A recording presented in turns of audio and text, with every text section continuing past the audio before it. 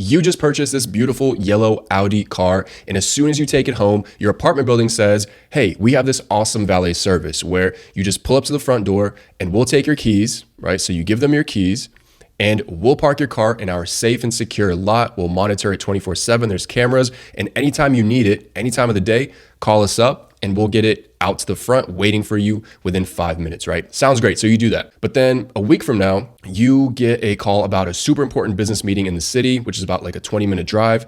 And you call an Uber, but there's no Ubers. So you ask for your car, right? And they say, okay, we'll have it down. You go downstairs, it's not there, right? And you wait 30, 40 minutes, an hour goes by, and they tell you, well, we're jammed up. Everybody wants their car out right now for whatever reason. You probably have to wait like another hour or maybe two, right? So you miss the business meeting and you miss out on whatever deal or money that you would have had. And in that moment, you realize, even though you own your car, you don't own access to it, right? They have your keys when you think about it, and you have to ask somebody else permission to access your own car that you paid for and own.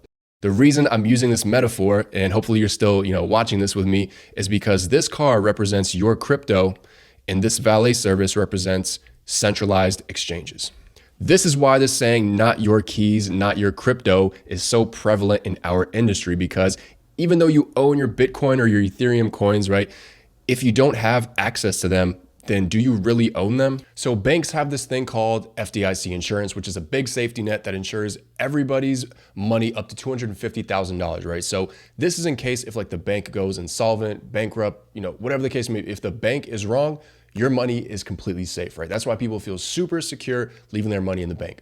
Stockbrokers like TD Ameritrade, for example, where you keep your the stocks that you own, they have something called SIPC insurance, which is similar, and I think it insures up to like $500,000, right? So again, there's a lot of confidence if the broker goes under or insolvent or disappears to hold your money. In crypto, we have this insurance called HFSP, which stands for Have Fun Staying Poor if the exchange you're holding your crypto on goes under, because there is nothing, guys. There is no security net. There is nada, right? It's still super early for crypto. The New York Stock Exchange has been around for over 200 years, and there was no SIPC insurance on it until 42 years ago, right? That's not that far compared to 200 years.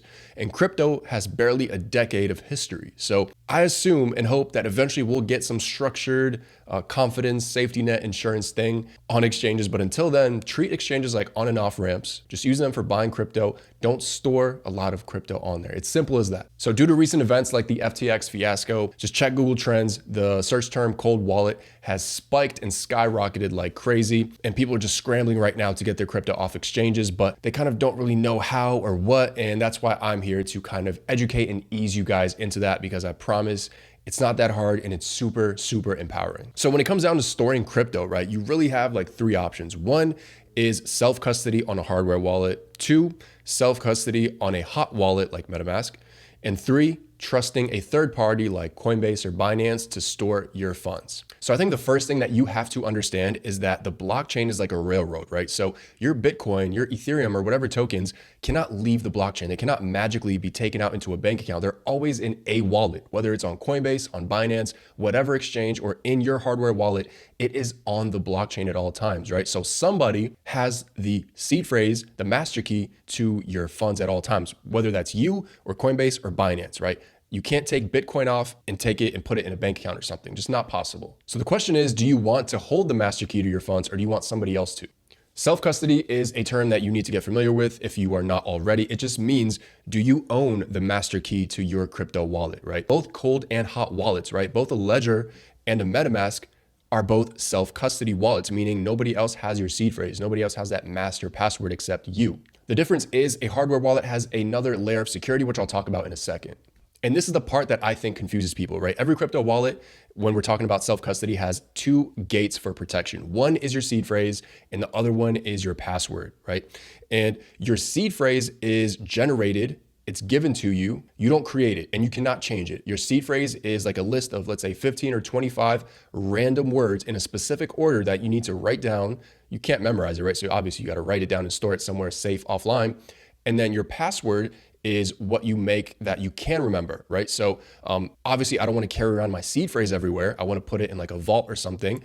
but I can remember the password I love crypto 23. So I'll make that password, and anytime on my computer when I want to log into MetaMask, I'll put I love crypto 23 as a password and I'm in, right? If I forget that password, like let's say a week from now, right? It's not the end of the world. I can take my seed phrase. It's like a recovery email, right? When you click that forgot password link, that's what your seed phrase is. And if you don't have access to your seed phrase, then yeah, it's not good. It's kind of the end of the road. So think of your seed phrase as your email and your password as, whatever password you log into with Facebook, right? You can forget it, easy to remember. And your seed phrase, on the other hand, is not easy to remember. You cannot change it and you have to protect it with your life. So I know there's a lot of confusion about hardware wallets. I mean, it's kind of intimidating. It looks like a vape.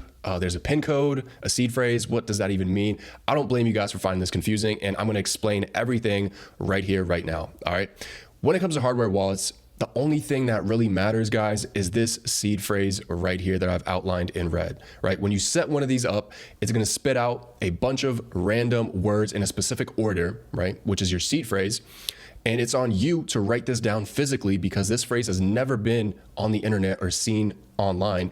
So you can write this down on like a piece of paper or on 3 pieces of paper, put one in a bank safety deposit box. You can put one in a vault in your house. You get the idea, right? The seed phrase is what you need to protect. And if you lose a seed phrase, you lose your funds, right? So you don't want to do that. Next up, we have the PIN code, right? So after you set up your seed phrase, it's going to ask you to make a PIN code. It could be like 3, 4, 5, 6 digits long, and it's up to you what it is. So the good thing about the PIN code is then it makes it super easy because you don't need to memorize a seed phrase anymore. All you have to do is, just plug this in and enter your PIN code. So if I travel to another country, I can bring this with me, knowing that it's okay if I lose this, drop this in the ocean, because again, all that matters is that seed phrase. Like if worst case scenario happened where I lose this, I just get my seed phrase, order another ledger, and then boot it back up with the old seed phrase and all my funds are still there, right? The seed phrase is what counts. The PIN code can be forgotten, right? It's not the end of the world if you forget it, you just reset it with your seed phrase.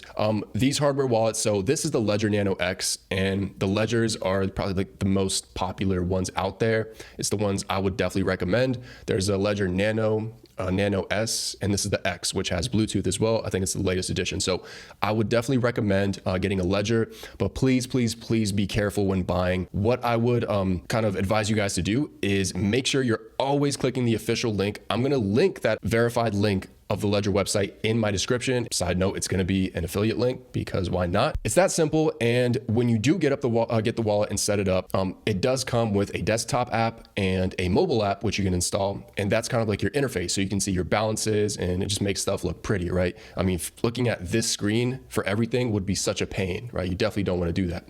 So you have a nice little iPhone app, or you can on your laptop, you can see your balances, you can transfer, you can swap, do all those kinds of things. And this kind of acts like a second line of defense. So if I want to transfer money out of here, I have to approve it by clicking these buttons every time. So it physically makes sure that you are approving every transaction. Here's the great part, right? A lot of people ask, all right, but what if somebody steals this, right? That's not a problem if they don't know your passcode, because they have 3 tries to guess your passcode. And if they do not guess it in those 3 tries, then this thing resets and they just can't access it anymore. Even if on the 4th attempt, they know your PIN code, doesn't matter, right? On the 3rd wrong try, it resets. So that's kind of like a big safeguard because they can steal it, but you have the seed phrase at home, and that's what matters, right? So hopefully that cleared up a lot of confusion for you guys on what a hardware wallet is. It's kind of like the most secure option you have of storing your crypto. Before we get into some awesome content, let's talk about the official sponsor of DeFi Donut, PoolTogether, which allows me to give you guys free and frequent videos. Fun fact, $1 million sitting at your local bank won't earn enough monthly interest to cover a Netflix subscription. But just 5% of this sum right here is sitting in my PoolTogether savings account. And just this month alone, it's earned me enough interest to cover an entire year of Netflix. See, PoolTogether is one of those DeFi apps that seems too good to be true, which just means instead of your money buying tickets, it is pooled together with other people's funds to earn interest in the DeFi world. That interest earned every week is combined and distributed to a few lucky winners. You can withdraw your funds at any time, so you have absolutely nothing to lose. So head over to PoolTogether.com and get paid to literally save money. Good luck, guys. All right, guys, so I'm going to talk about hot wallets and what they are. So what is a hot wallet? How's it different from a cold wallet? Basically, the only difference is that it stores your seed phrase online, right? And technically, anything that's online can be compromised. Even if there's a 0.00001% chance that it can happen, It's still possible, right? But when you set up your hardware wallet, your physical wallet, it displayed that phrase, that super secret seed phrase, to you and only you, and it never stored it anywhere. Whereas on MetaMask, if I go to my settings here, because it is a browser extension, I can go to privacy and then unveil my super secret phrase, right? So if I can do it and I'm connected to Wi-Fi or the internet, then a malware link or virus or whatever can also probably do that as well. So it's considered less secure to have a hot wallet, right? It's hot because it's, on the internet. When you set up your MetaMask, right, the seed phrase obviously is given to you. You cannot create it or change it ever. But the password you can reset if you forget it, all that, right? It doesn't matter. It's kind of like losing your Facebook password. You can recover it through your email. In this case, you can recover your password through your seed phrase. So the password is meant to be memorized, so it's easy. Again, you can travel and leave your seed phrase in a bank vault or whatever. And just remember that your MetaMask password is I love crypto 23, right? That's it. And that's basically it. Your hot wallet acts the same way as your cold wallet. It stores your crypto. You can connect it to OpenSea. You can store NFTs. And it's not just MetaMask, right? This is just the most popular hot wallet out there. A hot wallet like MetaMask can be self-custody, meaning only you know the seed phrase, right? But when you put your crypto in the Coinbase app, right, on the mobile app, when you store your crypto there, then you don't know your seed phrase. They know it, right? And only them. So hot wallets are still self-custody wallets, right? Only you control and know the seed phrase. So they are still secure, but they're less secure than throwing your stuff on a hardware like Ledger, Nano, X or something. So that's essentially all I really have on hot wallets because there's not much to them. And hopefully I did a good job. So don't get me wrong, right? I think self-custody is super empowering, but with a lot of power comes great responsibility, as a wise man once said. And I don't think everybody's ready for it. I don't think it's the current state is not the future of crypto storage, right? I don't think everybody's meant to be storing there's going to be better solutions for self-custody, right? There's going to be custodians that are trustless. I know that sounds weird, but there's definitely going to be, frictionless and kind of abstracted ways of doing self-custody in the future.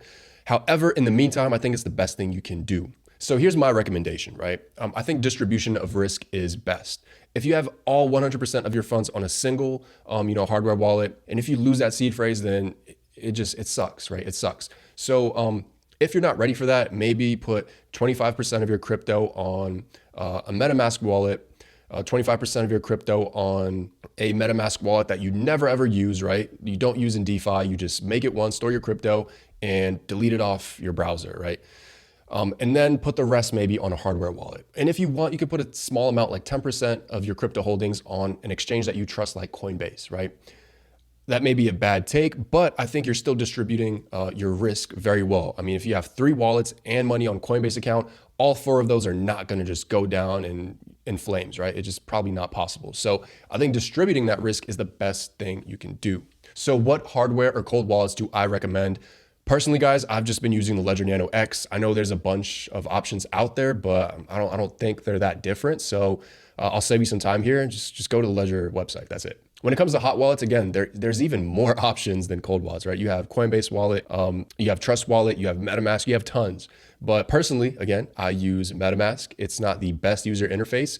It's just what I started using years ago, and that is kind of what I stuck with. It's also just the most popular one, just like Ledger is in its category. So that's just what I'll recommend. It's not going to be much different. All right, so Ledger Nano X, MetaMask, set them up, install them, buy the Ledger, buy a hardware wallet, whichever one you choose, and don't waste time. Don't trust an exchange with your crypto, with your money, until we have some type of structure, insurance, or some type of safety net that is backed by whether it's a government, which I doubt, or a big conglomerate. Until then, not your keys, not your crypto. Hope you guys learned something. If you did, consider subscribing and like the video, comment below, all that stuff. See you guys in the next one.